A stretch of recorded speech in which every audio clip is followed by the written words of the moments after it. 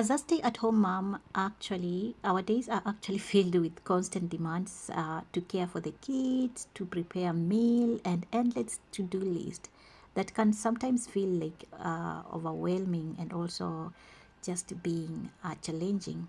Now, with so much going on, it can feel almost impossible to carve our time for ourselves to actually to write or maybe to sit down and write something. But let me tell you, as someone who has been there and still there, I can tell you for sure that finding time to write is not only possible, it is essential for your own growth and also for your own well-being as a stay-at-home mom. Now, in this video, I want to share with you some of the simplest ways you can find time to write apart from just your daily routine. So I'm speaking from experience because I recently developed not a career, I developed an urge or maybe a skill, or maybe I developed a challenge whereby, I don't know if it is a challenge, but I can say that I developed something whereby I just want to write. Even if I'm not a perfect writer, but I still want to write as a stay-at-home mom. And I found all these ways that I want to share with you super working, and also that they're gonna help you in one way or another. So let's dive in without wasting any time. Now, the very first thing I want to share with you, it is about embracing short writing session. You don't have to write a lot of things or maybe a lot of blog, or maybe you don't have to spend hours writing. Many people think that maybe if you want to be a writer, or maybe if you want to write, you must spend a lot of hours actually writing, but that is not the case. You can actually use, even if it is only 10 minutes or maybe 15 minutes to start your day. Now, you will be surprised how much you can get down on paper in that short period. So sit down, find some time, and write what you want to write. Don't think, don't overthink about it. Write while your child maybe is sleeping, napping, or in the early mornings before everyone is up. If all you can actually manage is a paragraph, that is a progress. Bravo, congratulations. So don't feel bad even if you can't write anything, but you can write a paragraph. Mama, you are doing amazing. Okay, now my second point is actually make writing a priority.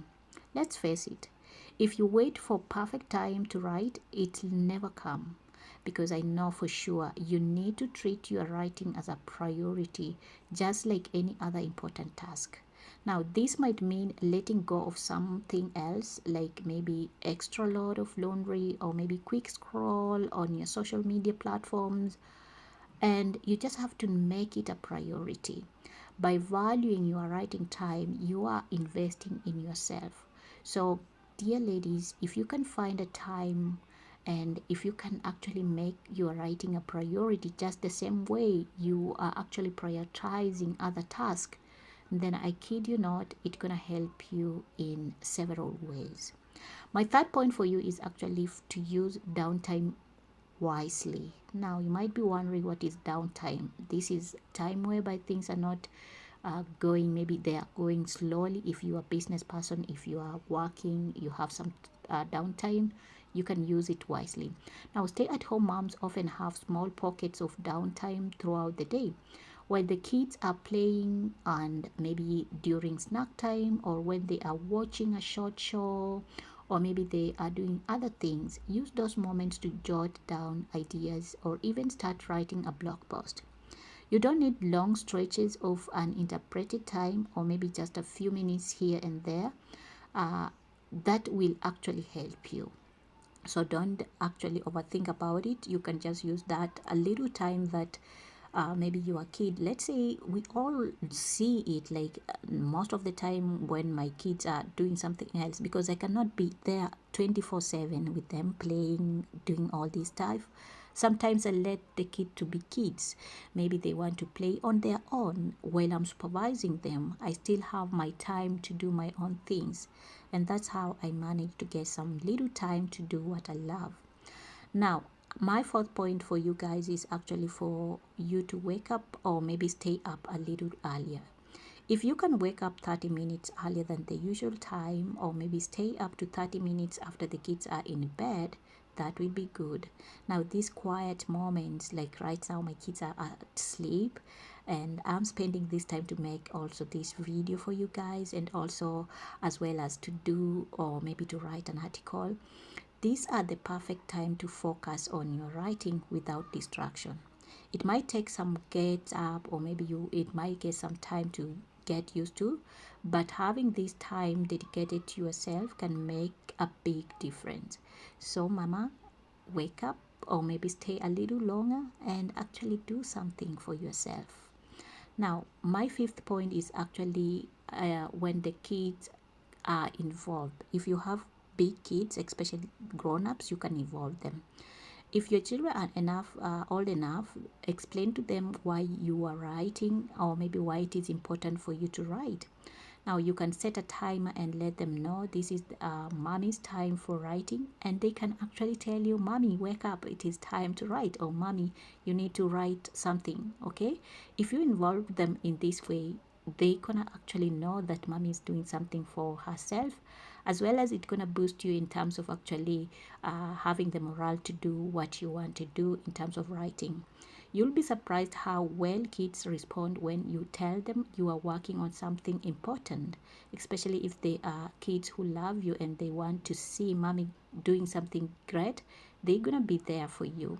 My kids always support me. Last time I showed you a video whereby we were doing exercise with my kids, and it is funny enough, every time whenever I eat something, maybe I want to eat junk food or maybe I want to eat some ice cream, my little girl, she's just not even 3 years enough, but she will remind me, tell me, mommy, your stomach is big.